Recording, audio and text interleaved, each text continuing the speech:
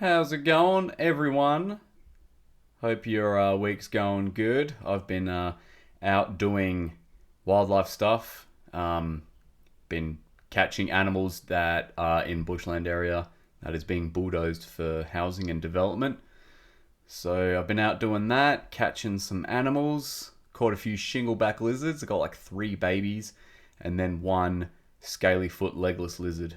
Now, most people would look at this lizard and think it was a snake. They are very serpentine in shape and locomotion, but they're actually closely related to geckos.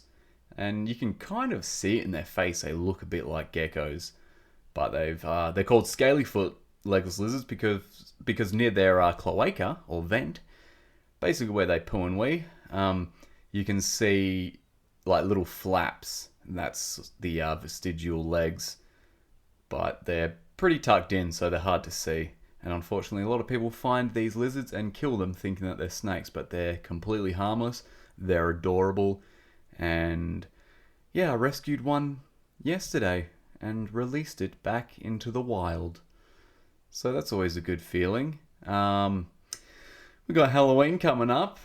I'm hell looking forward to it. I love Halloween. And unfortunately, it's on a Monday here in Australia, which sucks, but we're going to celebrate it on Sunday. We're going to watch some cool Halloween movies. Hubie's Halloween with Adam Sandler. That's like a sort of staple Halloween movie now. It only came out a few years ago, but yeah, I really enjoyed it. So I'll be watching that again. You know, you have them Christmas movies that you watch all the time, and you have the Halloween movies that you watch all the time. That's added to the Halloween list, so I'm looking forward to it. I also have some exciting news. If you've been hanging out to buy an Adam Thorn signature leather thigh pouch like I wear in Kings of Pain, then you're in luck. I have a whole bunch of them now. They're all ready to go. So if you want one, jump on biothorn.com.au and go to the shop, and you'll see the pouches there with a whole bunch of other goodies. And if you buy one of the pouches, you'll get a autographed Adam Thorn photo with that, free of charge. How's that? Looking after yous. If you haven't already liked and subscribed, not liked, do you like it? Yeah, rate it. You rate it. It's not a YouTube video. If you haven't already... Oh, there's the dogs! Right on cue. There's this dog that's like moved in across the road, and it barks and then it sets them off. So it's just another reason for the dogs to start barking. As if everything wasn't enough. Here's a new reason. What was I saying? Oh yeah, rate and subscribe to Thorn's Jungle. That'd be great. Do us a solid and go ahead and do that. Today's episode. What is lurking in Thorn's Jungle? Well, I'm going to tell you. It's a cryptid. I know you all love the cryptozoology episodes, so I'm going to treat you with one today. And this is the Yeren.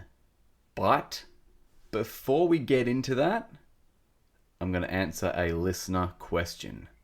This one came in written email form, and it reads, "Hi Adam, my name is Chantel. I'm from South Africa. In my country, we have the blue-headed warbler. I just want to know, are they venomous and poisonous? Theory in my country is that if you walk underneath a tree, they can jump onto your head and bite you. Is that theory true? You'll find them mostly in Durban, South Africa. I always find these kind of reptiles interesting. They are also part of the lizard family. They are blue and greenish. Attached is a photo of one. Kind regards, Chantel." Okay, there's a photo. Well, thanks for the email, Chantel. I appreciate it. Blue-headed warbler. See, a warbler to me is a bird. There's lots of different species of warbler. I've never heard it being used to describe this lizard. And this lizard is the southern triagama. They're a lizard, and the males are like get this really bright blue colored head. But I don't know, in Durban they might call them warblers. It might be like a colloquial thing. But anyway, this is a lizard, and they're beautiful looking lizards, by the way. The females are kind of drab in colour. They're not as colourful as the males because, hey, they've got nothing to prove. The males have everything to prove. So they're peacocking it. So I guess there's a rumour of them dropping out of trees and biting people. We have a similar myth with our koalas, like the drop bears and stuff. But as to your question, are they venomous? Are they poisonous? Well, venom is injected, poison is ingested, and as far as I'm aware, this lizard is neither. It's not venomous, and I mean, if it's dead and rotting and you eat it, I suppose it would be poisonous. But other than that, no, they are completely harmless toxicity-wise to humans. They would probably give you an okay bite, I reckon, and I'm sure they would break skin. And if you do get bitten by one, you would have to clean it out really well, otherwise it would be prone to infection. But as far as, like, you would have to grab hold of one and really mess around with it for it to bite. I really cannot see them jumping out of trees to bite somebody. I mean, they're up a tree, they're safe. Why would they put themselves in danger by jumping out of that safety area and onto somebody to bite them? Yeah, it just really wouldn't make sense. But nope, not venomous, completely harmless, and if you see one in the wild, enjoy its beauty. And again, thanks Chantel for your question. And if anybody else has a question, email it to me at adam@biothorn.com.au. You can send it written, like Chantel has, or you can send me a voice recording of your question, topic, or anything interesting animal-wise. I do prefer the voice recordings, but hey, these emails are great as well. Alrighty, now on to the main topic of today's episode. The Yeren, China's Bigfoot. Now, I don't like calling it China's Bigfoot. So many people do that. Oh, it's North America's Loch Ness Monster. It's like, well, the chances of them being the same animal, just in a different location, is like slim to none.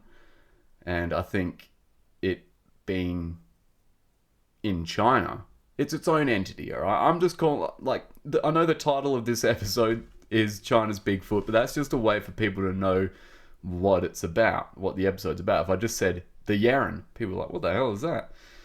But at least, you know, calling it China's Bigfoot, it grabs people's attention. So, it's like saying, oh, the orangutan is Asia's gorilla. No, an orangutan is an orangutan, alright? And the Yeren is a Yeren. If it exists, and if Bigfoot exists, the chance of them being the same species is pretty much slim to none. And the descriptions of the Yeren do differ from Bigfoot to some degree.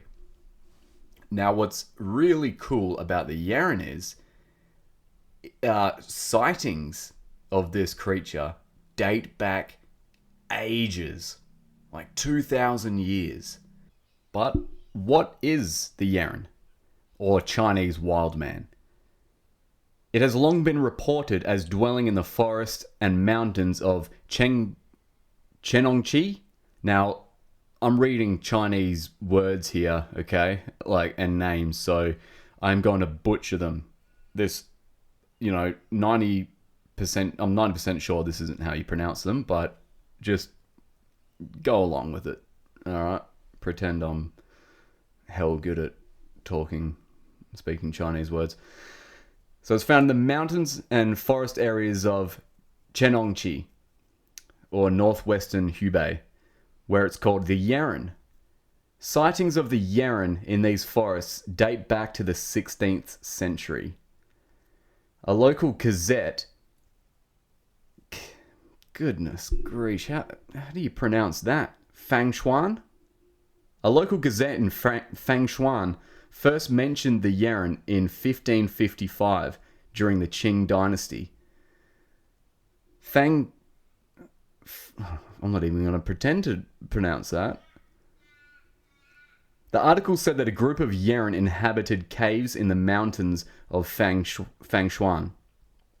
These mysterious wild men were said to have eaten domestic chickens and dogs. Zhao Gaoqing points out that tales of the hairy monsters from Shenongqing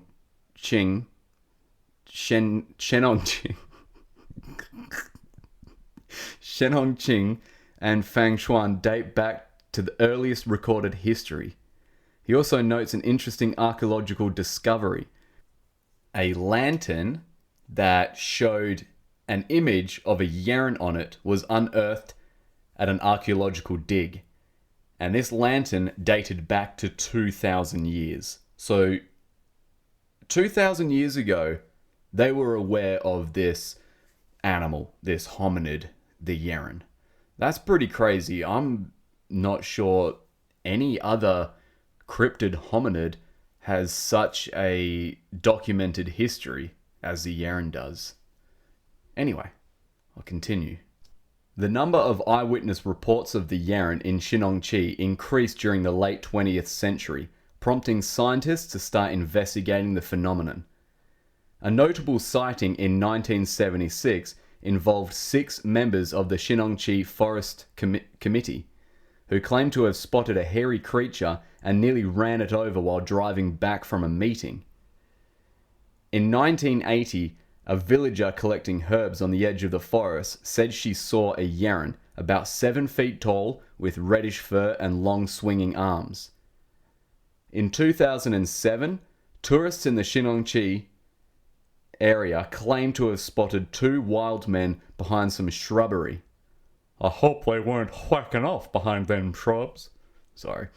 Eyewitness reports vary about the size of the Yeren. Many say it's over 6 feet. They tend to agree on certain other physical descriptions. Red or tawny hair, abundant hairiness of body, including long scalp hair, bipedal motion, that's walking on 2 legs, and resembling both modern man and ape in terms of its facial features. In 1984, it was estimated that there have been approximately 300 sightings of the Yeren. The number of recorded sightings has increased by 2018 to over 400. That's pretty crazy. I mean, the descriptions of the Yeren seem pretty on point with each other. I mean, they do vary, but if you were to describe one person and then describe another person, the description would vary, right?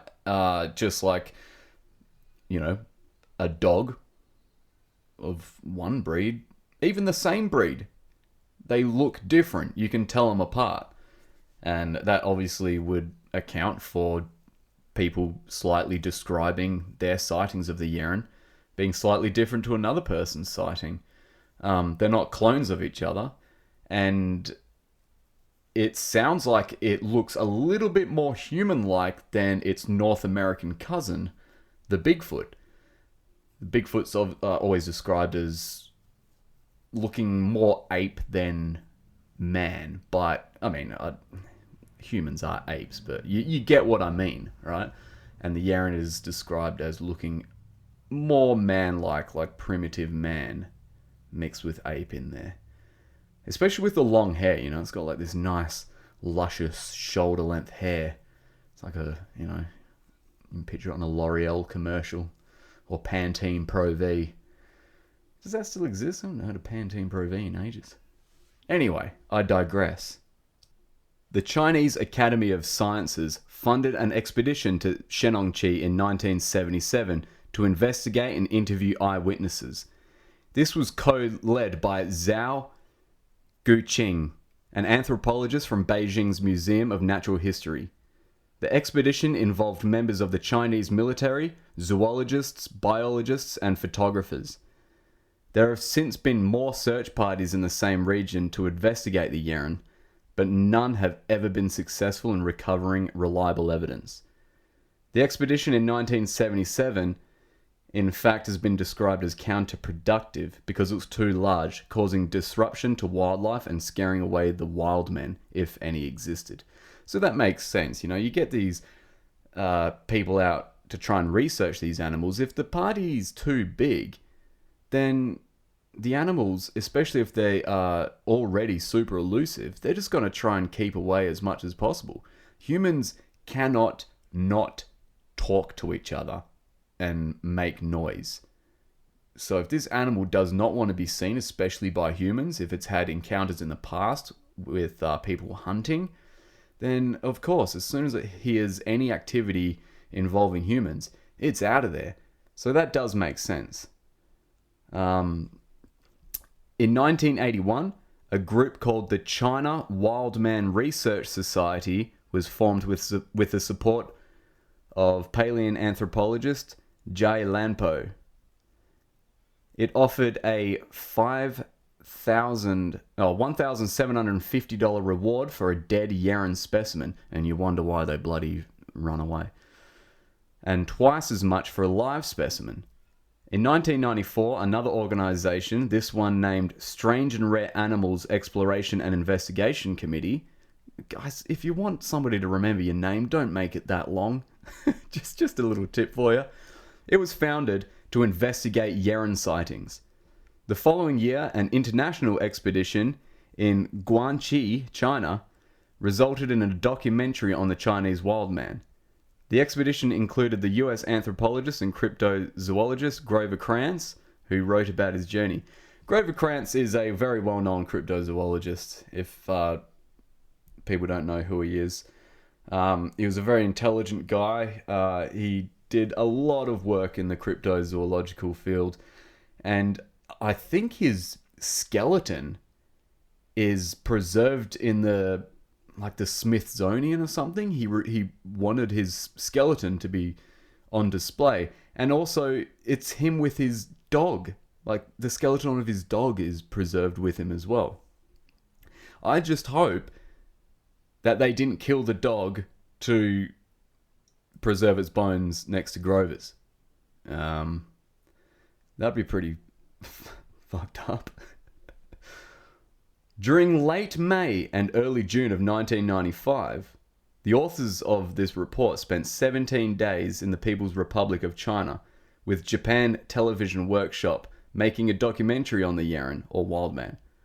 One of their projects while they were there was participating in an expedition to Huanbao Mountain in the Guangxi Chong Autonomous Region of southern China to interview two natives of the Miao nationality who had claimed recent sightings of a Yeren.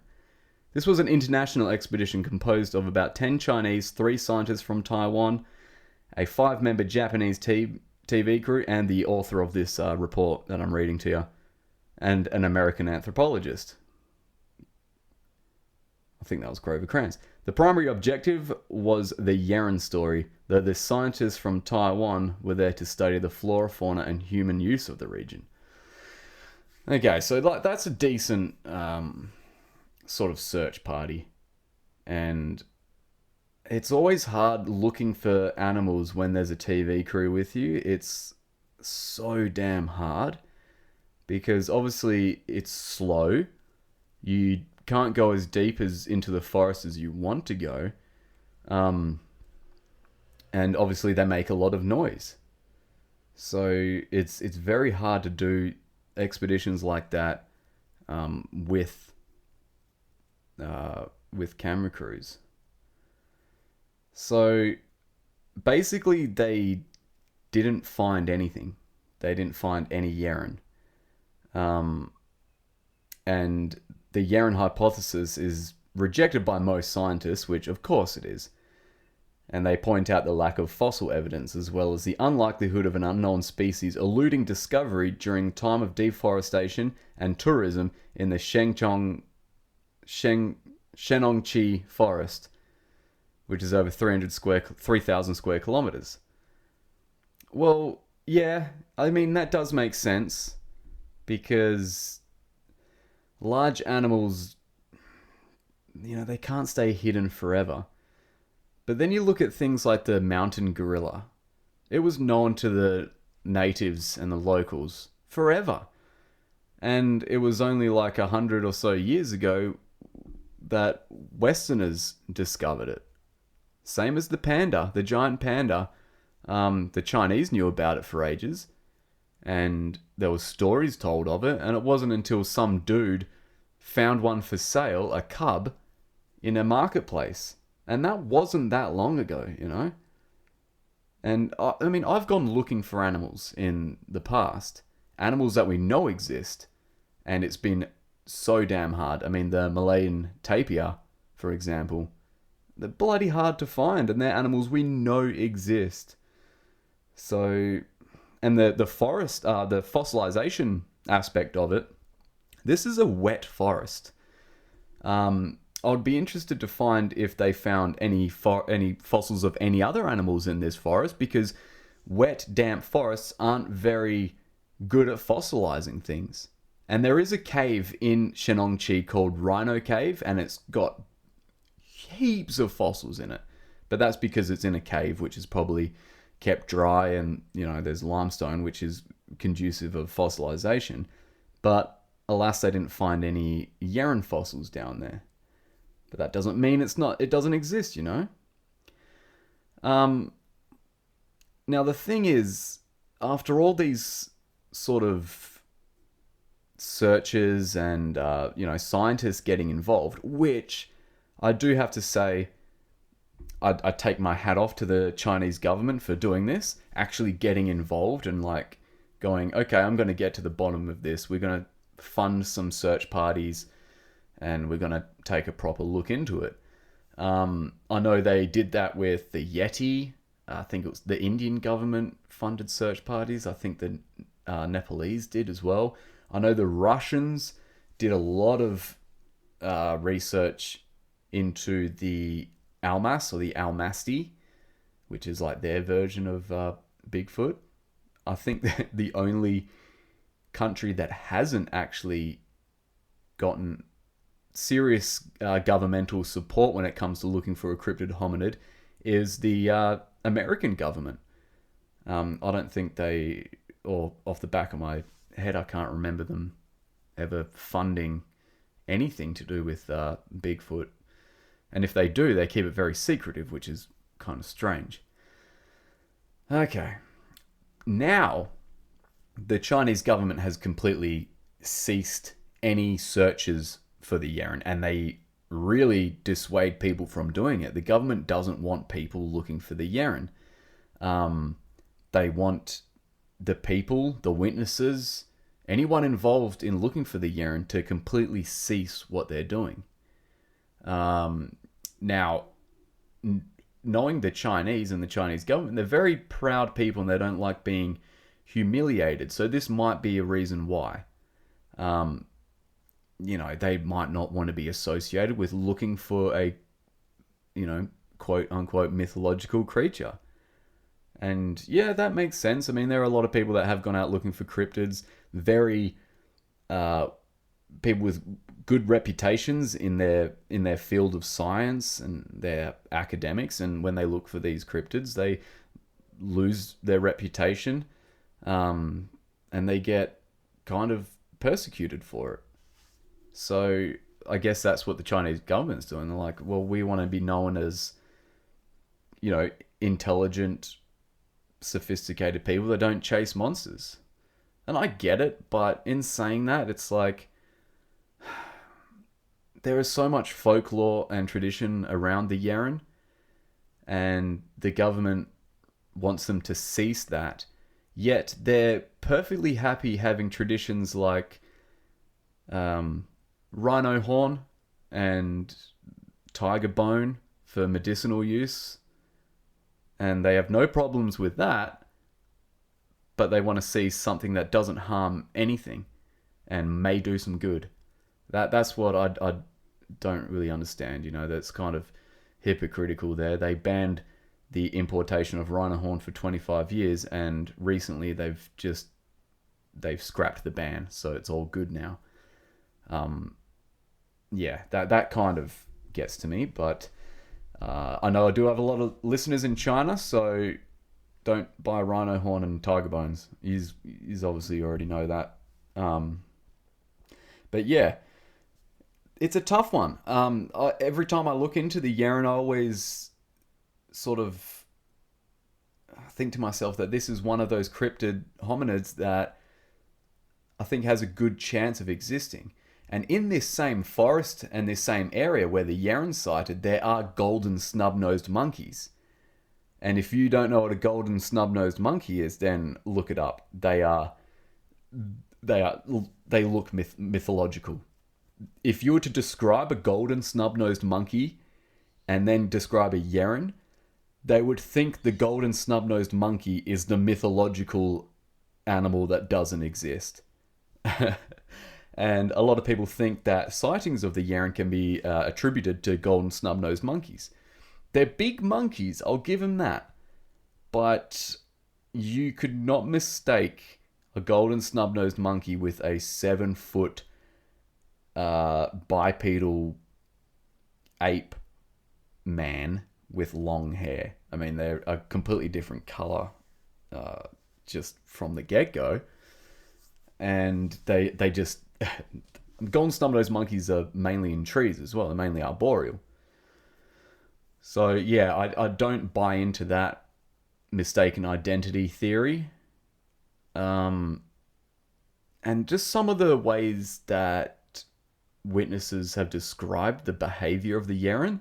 Like, apparently when it's sighted, it sort of throws its arms up in the air and, like, either makes a laughing sound or, like, a wailing sound. They kind of compare it to, like, a woman screaming and flipping out and then running off, which is kind of interesting, and that's been described multiple times. And when, like, weird descriptions like that happen multiple times, you kind of got to go, okay, that's too weird to just be made up, if you know what I mean.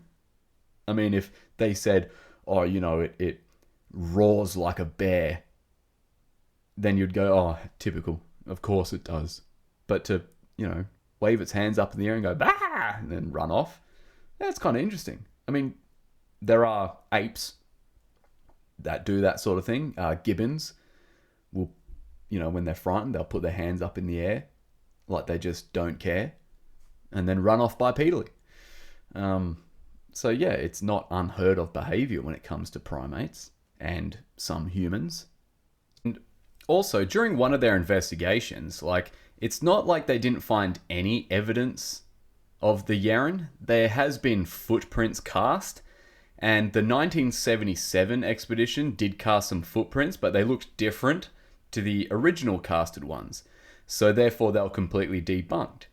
Now, I don't know how different these foot casts looked to one another, but I mean, if they weren't like, you know, one looked like a hoof and the other one looked like a human foot, then yeah, you could probably debunk it. But if it's like, you know, this toe's going a little bit out that way and this toe's longer than the other toes in the original cast, then you can't really go by that, because, you know, my foot compared to, for example, one of my mates, actually I've got two mates that have feet and their toes look like bloody fingers. If you saw a footprint from one of them and a footprint of mine, you'd be like, well, they look very different. But you can't debunk that my friends don't exist because they look different, you know? So it's kind of, you know, I wouldn't debunk something like that unless the footprints were like stupidly different. And also, there are some foot casts from the Yeren that have what's called a mid-tarsal break, which is, as some animals and some primates walk, there's a kind of a break in the middle of their foot that makes a clear impression in the ground. It's like their foot kind of bends in the middle, and there are footprints that date back a long time that have this mid-tarsal break in them. Now, for somebody to hoax a footprint back then, that includes this mid-tarsal break is very, very rare. It just wouldn't happen. This mid-tarsal break in cryptid hominids footprints is only a recent thing that we've kind of learned about the locomotion of these primates. And for a farmer out in the middle of a forest to know the anatomy of certain primates and put that into a footcast that they were faking would be very, very unusual. And I just can't see it happening. There's also a lot of theories about what the Yeren could be. Apart from, misidentifying snub-nosed monkeys, there's the European person theory. Like when the locals in these towns first laid eyes on Europeans that had beards. Most of them had beards at the time, the men. Maybe some of the women. I don't know. Don't know what the style was back there. They mistook these European men as wild men because they looked so different. And that's where one of the theories is that the story of the Yeren originated. I mean, can you really buy into it? I mean, I know a lot of these Europeans were Greek Europeans. And yeah, Greek men, they can be hairy. I mean, I'm stupidly hairy, and I'm not Greek, but I'm sure if I grew my beard out and walked around the forest naked, and some local Chinese people saw me, they would absolutely think I was some sort of ape man. 100%. So, yeah, I still don't think that is a good reason as to, like, they're mistaking hairy Greek men as, like, Sasquatch type creatures. I just don't buy into it. And that doesn't really account for the sightings all the way up to 2018, unless some of these Greek men were left in the forest accidentally and they've just kind of made a population in that forest and they can't escape for some reason. Yeah, I don't really think that's a good sort of hypothesis. Another one is the Gigantopithecus thing, which has come up with Bigfoot in North America. And there were Gigantopithecus in China. So we do know they did exist there. And it would have to be one of those things is, do they still exist? I don't know. I don't think they do. Does the Yeren exist? I don't know. I'm not going to say no, they don't. I hate when people say, oh, it doesn't exist, when they haven't actually gone out there to prove otherwise. They sit there on their, couch or desk and go, no, can't exist. Well, why? Well, because I haven't seen it. If I don't see it, it doesn't exist. I'm like, well, have you seen a gorilla in the wild? Have you seen a Bolivian river dolphin in the wild? Chances are they probably haven't. So therefore, does it not exist because you haven't seen it? Or seen photos of it? Well, I've seen photos of Bigfoot. I know it's silly, but I just don't like when people can just dismiss things without going out and actually putting in a little bit of work. Dismiss it, fine, if you've gone out there and looked for it and, put in the effort, but don't just be so quick to write something off. And, I mean, I'm, like, logically thinking, yeah, it is very, very unlikely that an animal like the Yeren exists, but you know what? Stranger things have happened in this world, and some of the sightings are very convincing, and I just don't think people are outright just lying about it, especially if they're a farmer in the middle of a forest somewhere that has nothing to gain from it, and if anything, they've got stuff to lose from it. They could be persecuted by their peers. It could cause bloody people to come in looking for the animals and disturbing their hunting grounds, things like that. So they don't really have anything to gain from it. So, yeah, it is kind of interesting. I'll leave it at that. I think the Yeren is interesting. whether it exists or not. It's kind of a cool story, and I hope the story persists, and I'm interested to see if there's any new sightings that come out of it. And what I told you today in today's episode is pretty much just the tip of the iceberg when it comes to the Yeren. There's been other search parties, there's been lists of very descriptive sightings, but I'm only one man, and there's only so much time in an episode. So, unfortunately, we're going to have to leave it at that. But I hope you learned something. I hope you learned about a cool potential animal. And I hope to see you again on Thorn's Jungle. Next week is the Halloween episode. So I'm looking for scary stories regarding the wilderness or animals or anything. You know, it's Thorn's Jungle, man. There's no rules. It can be anything. Anything. As long as it's creepy, scary, or, you know, some sort of weird thing involved, I want to hear it. So send them to me. Alright? Okay. I'll see you next week on the Halloween special of Thorn's Jungle. Oh, God. That was bad.